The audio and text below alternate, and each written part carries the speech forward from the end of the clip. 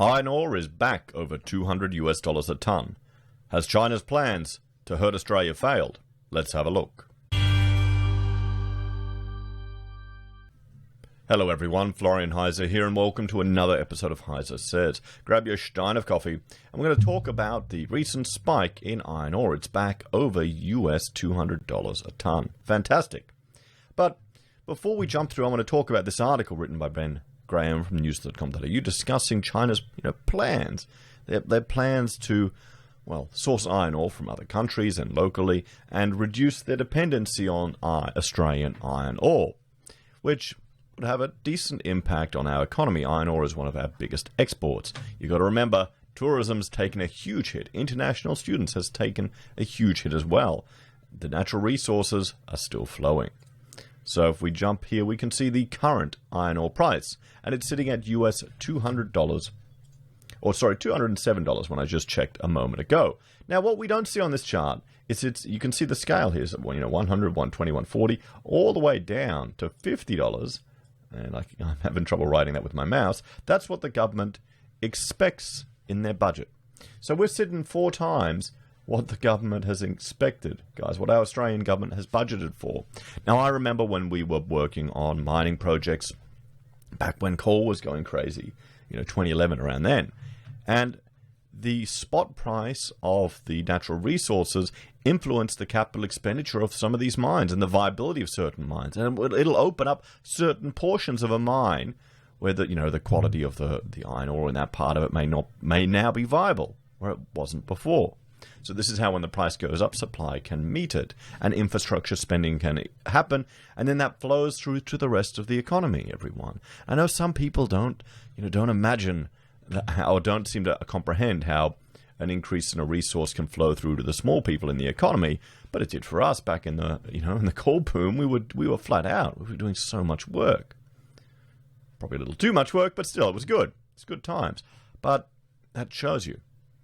So if this takes a sharp decline, it would also flow through to other parts of the economy. So let's have an overview of the iron ore market on a global scale. You can see it's the 21st top export in the world, billions, over $120 billion, probably even more now at the moment. The complexity of it isn't very high. It's not a very complex good or product. It's 926th. This is why when you compare Australia to other countries, our economic complexity, the complexity of what we manufacture, is pretty low because we don't manufacture much. We extract resources and export them. You can see here we're the biggest exporter, followed by Brazil and then South Africa and a few others. You've got China as the #1 importer of iron ore, and our share of the trade has grown. And this map is showing you the net, iron ore trade. So you can see where it's going and where it's coming from. It's pretty obvious. I mean, China definitely is dominating this industry. And it's all going from WA right over there, guys. Right over there. We can see global tariffs, which countries have them and which don't. It's interesting to see Mongolia has a tariff. And let's have a look at this article now to see what Ben is saying. So China's plan slapped down with an incredible 10.3% rise in the iron ore price.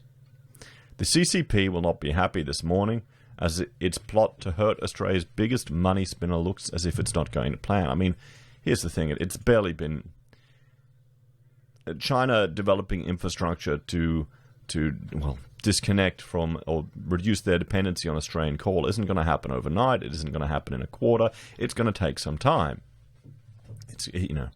That's the one advantage of their political system. They can have longer time frames than we can.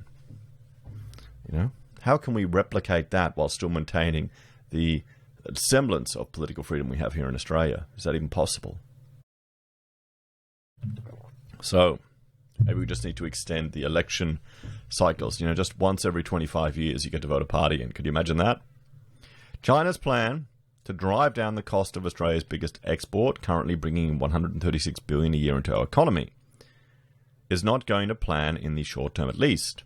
The price of iron ore this morning has skyrocketed by a whopping 10.3% to US $209 a ton, according to ComSec. That comes after a 5.9% rise yesterday. While this is great news for Australian mining companies, it will be the last thing Beijing wants to hear after it recently reaffirmed plans to crack down on the soaring price of iron ore. Last month, its National Development and Reform Commission, along with 4 other departments, vowed to severely punish excessive speculation, price gouging, and other violations that they say help lift prices. This was followed by an 11% slump in the price of iron ore, a valuable commodity China needs to make steel, with some analysts predicting the downward trend. There have been some scary warnings from economists and Chinese government spokespeople since the price slumped. NAB, head of commodity research, Lachlan Shaw, suggested that iron ore may not trade above US 200 again. Yeah, I remember that. However, Beijing's plan has hit a major snag in the last couple of days, with the price of iron ore now sitting comfortably above $200. China's plan is not working. In a note this morning, the Bank of America suggested China's plan may simply not work. Well, here's the thing also. These prices are manipulated by speculators, guys. So it's it's like the Fed can make an announcement, do nothing, but the fact that they just make an announcement will affect the stock market. As long as demand globally remains strong, including China, and markets are tight, we think it's unlikely China's authorities will be able to push prices down on a sustainable basis, it said. It forecasts iron ore will average 172.2 a tonne this year, and then 143.8 a tonne in 2022. It sees a slow grind lower through 2025 and will end below the US $100 mark. China's government mouthpiece, the Global Times, warned of Australia's pain if iron ore prices drop. Well, that's true. That's true. It's going to have an impact on our economy. It's going to have an impact on WA. While China's reliance on Australian iron ore will likely continue in the foreseeable future, despite its efforts to diversify sources, sharp drops in iron ore prices could mean heavy losses in export revenue for Australia, which is already seeing declining trade with China in areas such as wine and seafood, a journalist wrote in an editorial for the newspaper. But, what time frame are we talking about here? Are we talking about a time frame long enough that will ensure that, other sources can be found? MB Fund and MB Super Chief Strategist David Limwell-Smith warned it was only a matter of time before China cuts off Australia's iron ore, and there would be big consequences when it did. Nominal growth will be crunched. Inflation and wages will be hit for years. The budget will be in a sea of red. Mining stocks will fall. Bond yields will plunge. The AUD will crash, he said in a publication, Micro Business, this week. On top of that, Australian house prices would tumble, radically devaluing versus the world by the collapsing currency. So why does China need our ore? Australia's secret to sustaining some sense of economic normality throughout the pandemic recession has been iron ore. The vital steel-making ingredient has skyrocketed in value in the past year to an all-time high, and China, which makes far more steel than anyone else in the world, can't stop buying it. It means that everything we've heard about what China has been doing to our exports in the past year, like blocking our barley and wheat, has been pretty much pointless from Beijing's point of view.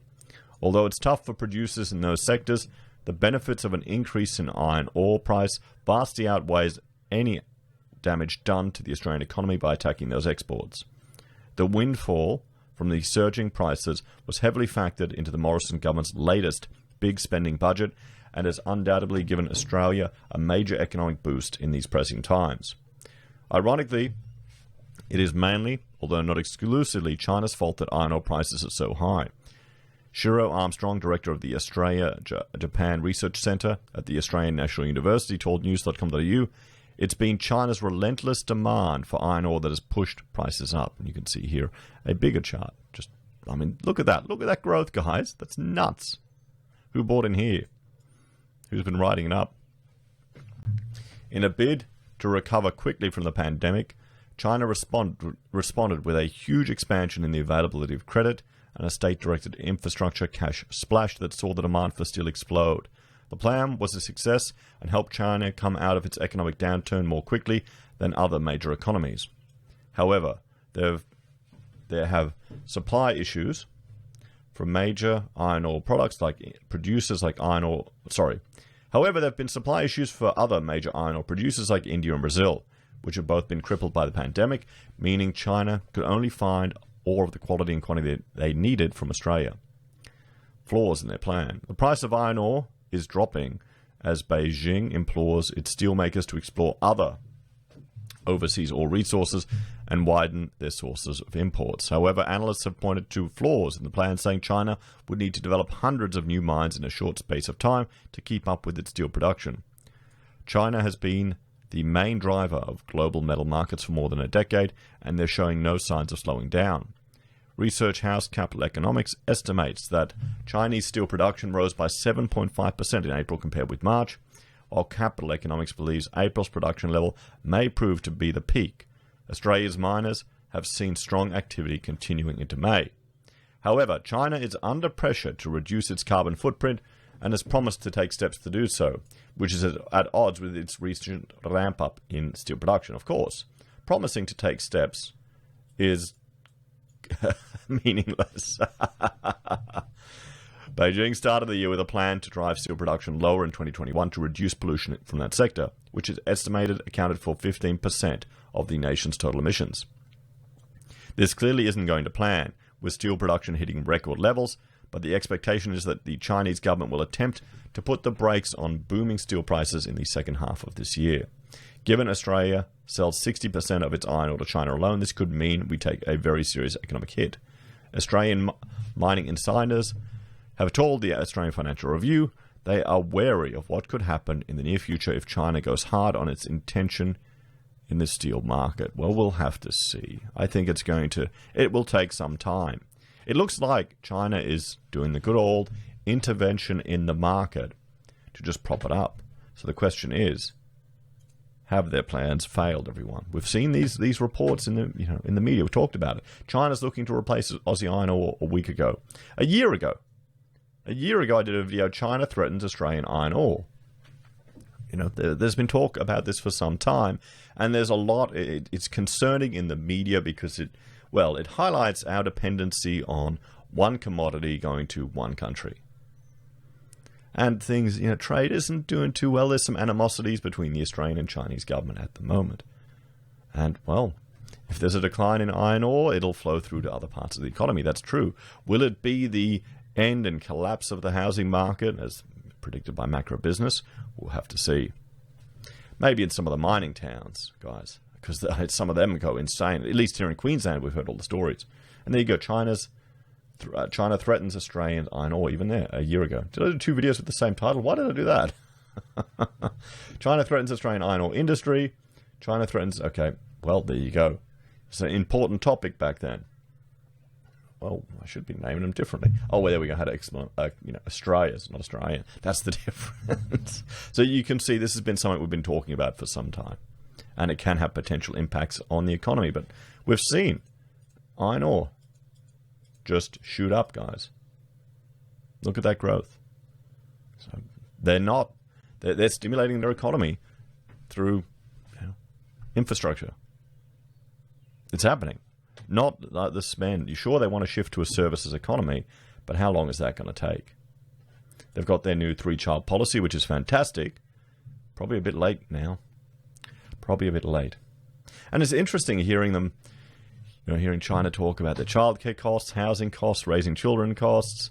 Well, pretty similar to Australia. Which country do you think, as a citizen, as an average Joe, which country do you think would have more freedom going about our day-to-day? Australia or China? So,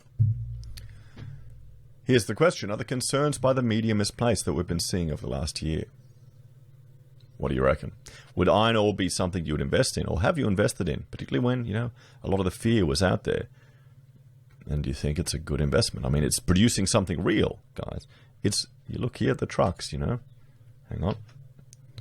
It's producing something real. Anyway, guys, let me know your thoughts and opinions on this one in the comments down below. If you're a fan of the channel and enjoy the content I create here, there's a few ways you can support us. You can join us on YouTube or Patreon. You can support us by using our affiliate links at Amazon, eBay, Independent Reserve, or AussieBroadband. You can sign up for SelfWealth or Stake and help me get 5 free share trades. When I buy Australian shares, you'll get 5 free as well. If you sign up with Stake and Funded, we each get 1 free share. You can buy a merch from HeiseSays, use Gold Pass from the Perth Mint, or support us via PayPal. Take care, everyone. Have a great day. I'll see you next time. Bye for now.